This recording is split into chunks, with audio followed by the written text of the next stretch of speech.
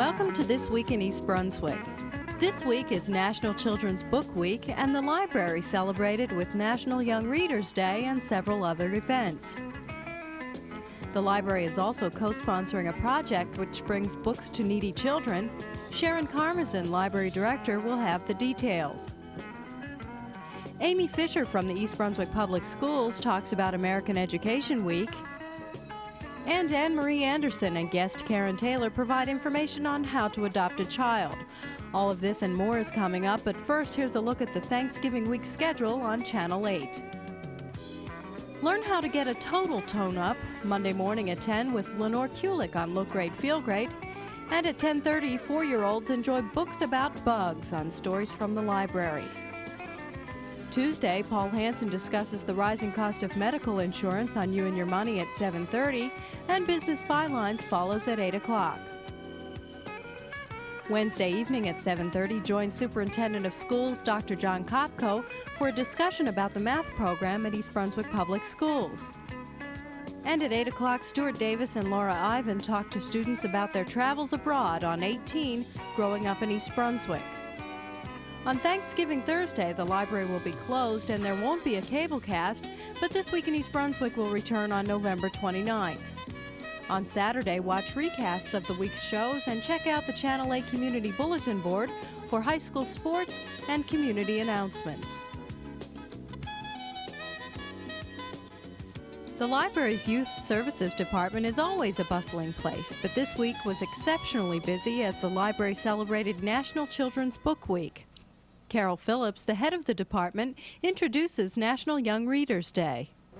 Today we are joining libraries across the country in celebrating National Young Readers Day as part of our Children's Book Week festivities. Children between the ages of 7 and 12 are reading to children who are visiting the library today. Happy Children's Book Week. Ranger Hicks lived out west. As far as the eye could see, there was nothing. Not even a roaming buffalo, so nothing much ever happened. "I think I'll drive into town and see what's happening," said Ranger Hicks.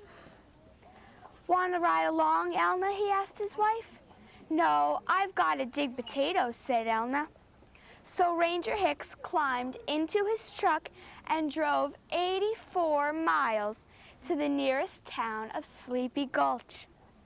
He stopped at the post office to look at the new wanted posters, but they were the same ones as were there 12 years ago.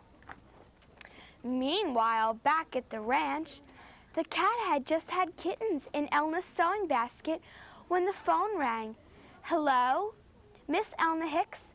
"Yes, Miss Hicks, you have just won a brand new wall-to-wall, frost-free, super cool refrigerator with a built-in automatic food maker." "Why, I never!" exclaimed Elna. "The delivery men are on their way." Now the star-belly sneetches had bellies with stars. The plain-belly sneetches had none upon theirs. Those stars weren't so big, they weren't really so small. You might think such a thing wouldn't matter at all.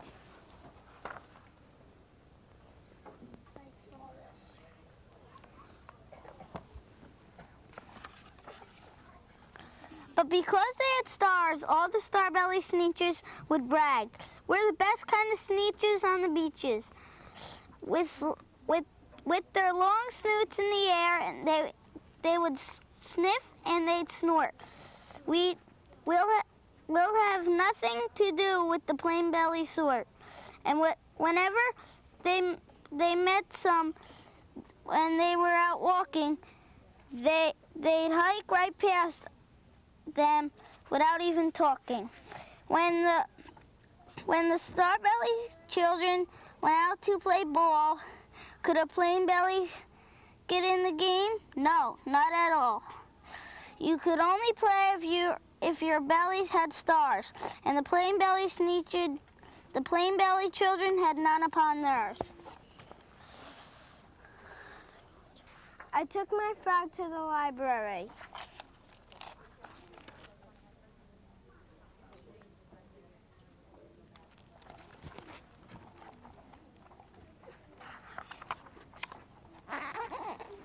but he jumped on the checkout desk and scared the librarian.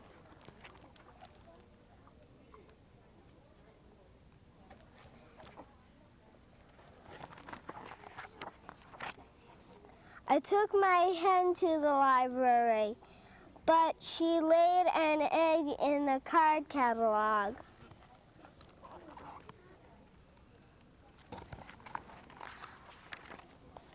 I took my pelican to the library, but he hid the dictionary in his pouch and no one could find it.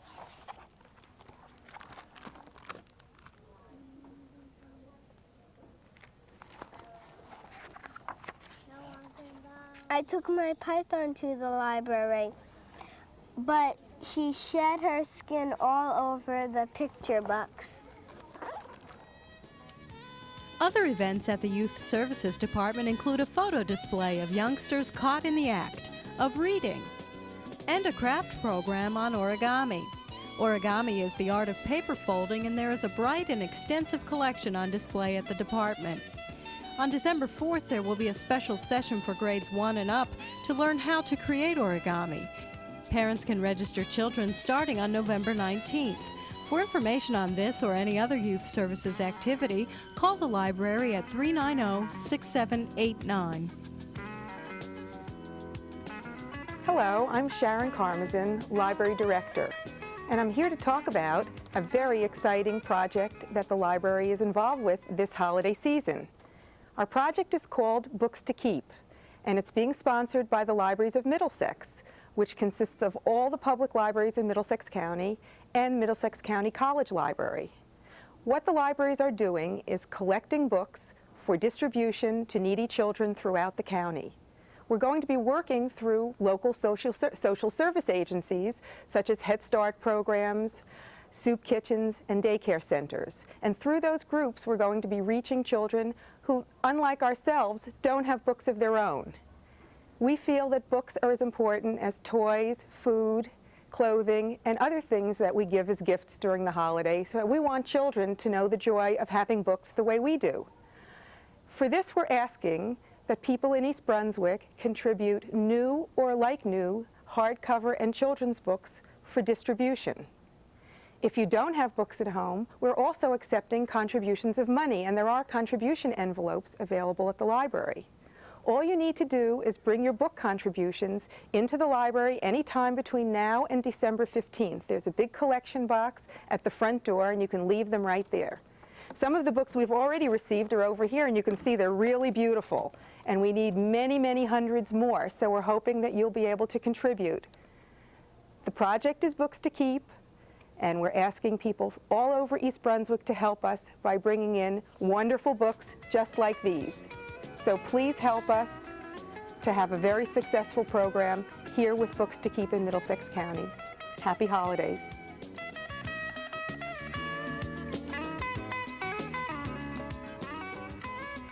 Hi, I'm Amy Fisher, and I'm the Director of Community Relations for the school system.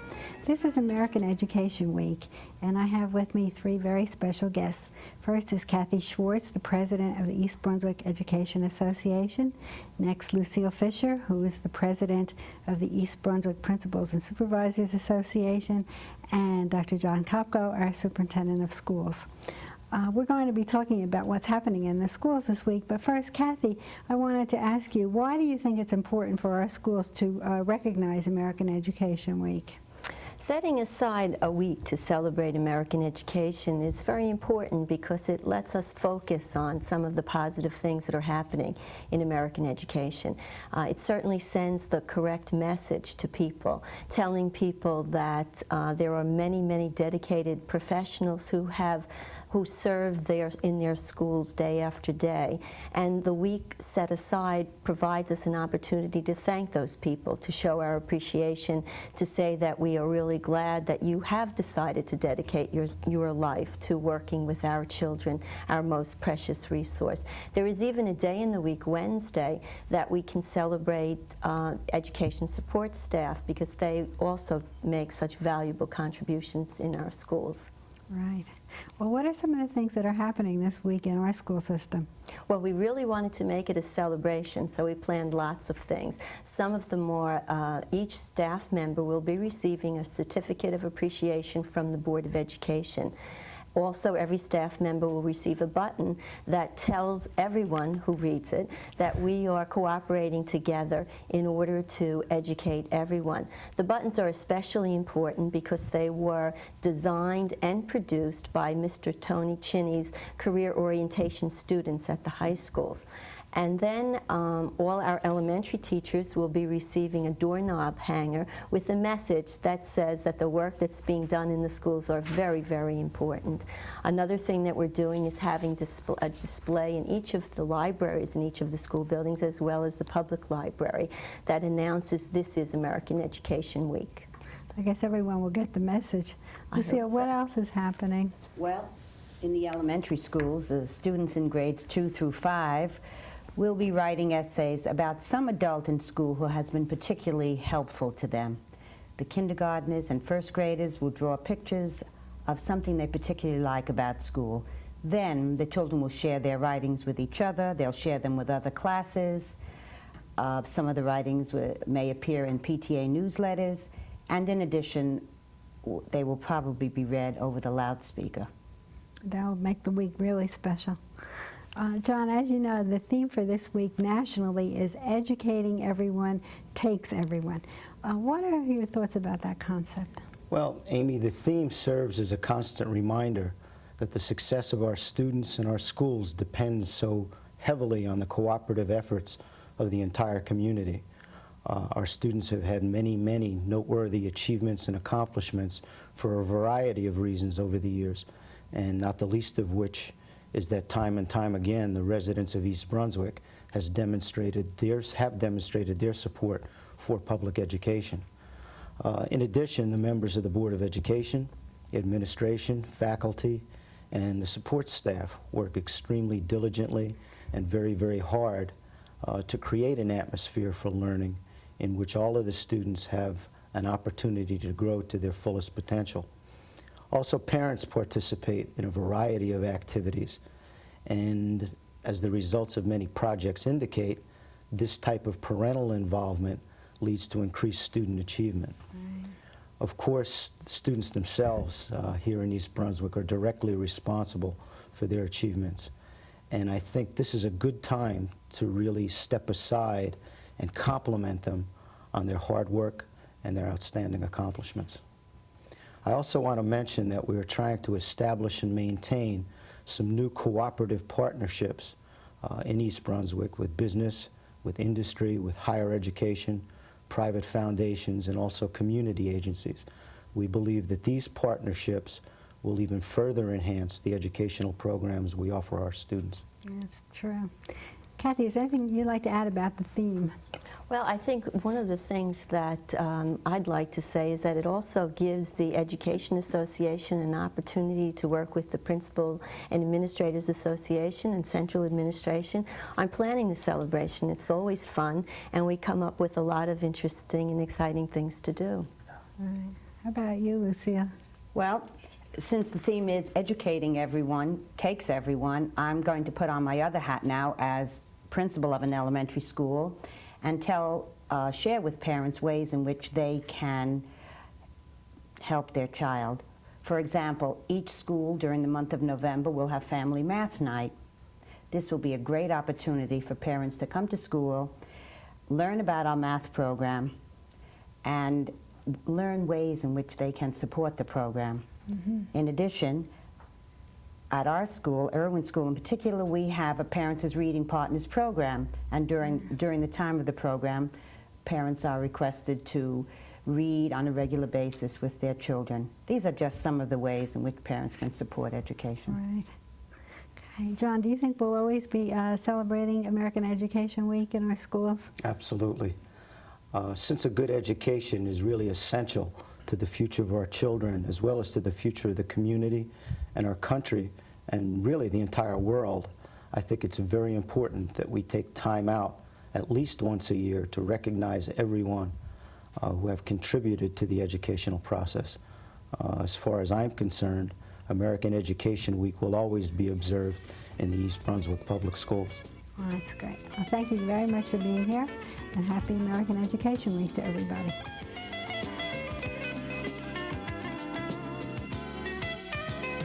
Hi, I'm Scott White, and I'm here today to ask the residents of the Township of East Brunswick to help the East Brunswick High School Student Council in a humanitarian effort.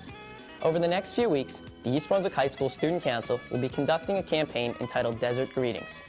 We're asking the residents from the community, as well as the students from the high school, to donate gifts and money so that we can purchase additional gifts and greetings cards to send to the troops in Saudi Arabia.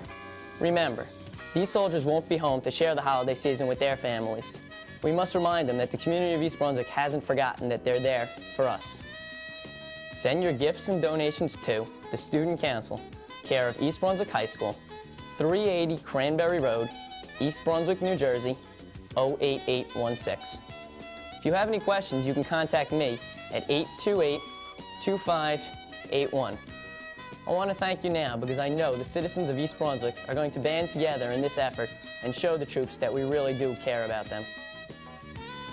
Over the years on 18, Stuart Davis has discussed many options for high school graduates, including college, trade school, and work. With the current activity of American military in the Mideast, Stuart thought it would be a good idea to investigate signing up. He spoke with Bob Fleming, a recruiter for the Navy stationed here in East Brunswick. What would you say the attitude is like in East Brunswick toward the Navy? Okay, well, the attitude towards me, at least, as far as the Navy, I'm the only image in the Navy they see. And so far, I've been happy with the response that I've had running around through the high schools and everyone else. It's open door policy to me. If I want to give lectures in classrooms, they're open door. I do what I want. I could bring in outsiders, do whatever I like. So pretty much, I have to say the reception's been great for the Navy. What type of kids do you see coming here for information? Well, majority I see all types. People looking, just to get an idea about the Navy, all different opportunities. And I have people that getting out there and just want to serve their country and get a head start on life. Have you find you're enlisting a lot of students out of East Brunswick High School? Since I've only been recruiting now for 6 months, and I've put 5 people in from East Brunswick High School, all graduates from 89 and 90 classroom.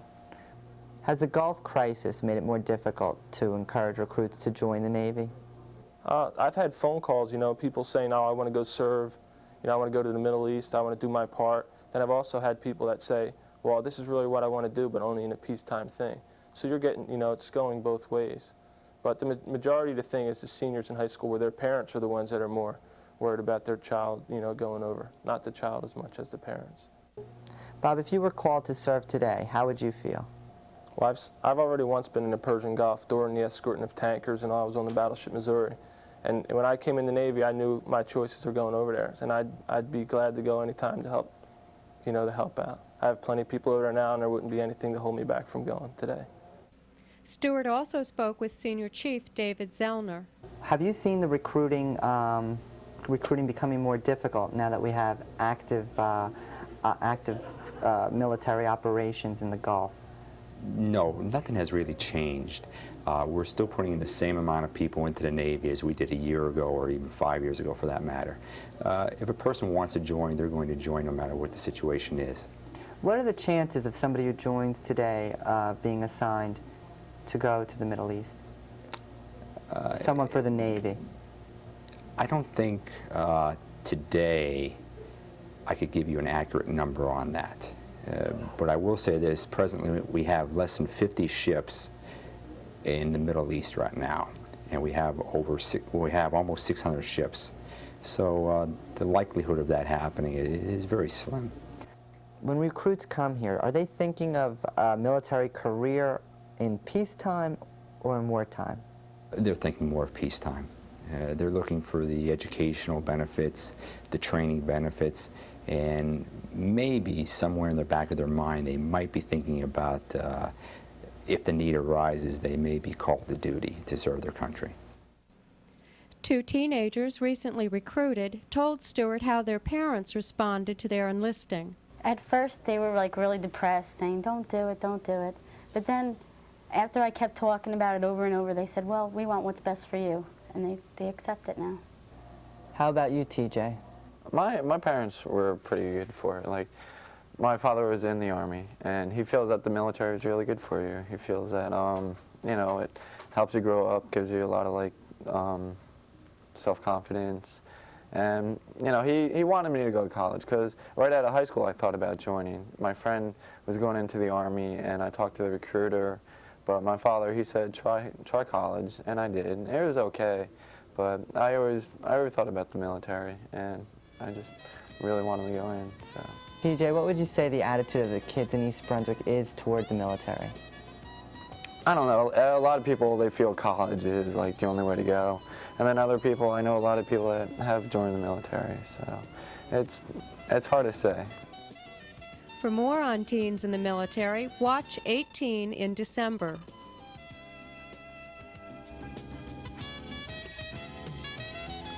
I'm Anne-Marie Anderson, here today with Karen Taylor, Recruitment Specialist for the Division of Youth and Family Services Adoption Resource Center of New Jersey. Thank you for being with us today, Karen. Now, I understand that November is Adoption Month. Can you tell us the focus behind Adoption Month? Yes, well, during Adoption Month, the Adoption Resource Center throughout the state, we like to commend families who have adopted during the year, and we also focus on recruitment. Okay, are there specific children highlighted during Adoption Month? Yes, at this point we are focusing on children who are considered hard to place. Okay, and can you tell me about the hard to place children? What makes them hard to place? Black children over the age of 2 are considered hard to place children. Okay. What about children with handicaps, things like that? Are they also considered? Yes. Okay. Yes. What criteria is used in determining whether an individual can adopt a child? Well, basically, individuals would have to go through a training process through the Division of Youth and Family Services, and misconceptions are around adoption is in the community, and I would like to clear up a lot of misconceptions. Basically, you don't have to be a married couple, you can be single to adopt. We look for some type of financial stability, but basically we don't look at your income. Okay. All right. How long is the evaluation period between the time someone walks into your agency and the time that they're approved for a child? Approximately 6 months to a year. Okay. And after the individual is approved, how long do they usually have to wait before a child is placed in the home? Their waiting period would depend on the type of child they're requesting. A person who's requesting an infant would wait longer than a person who's requesting a child over the age of 2 years old. Okay. And what about the hard to place children? Are they basically ready to go? Yes, they are legally free, and whenever the family is approved, they are waiting for placement. Okay.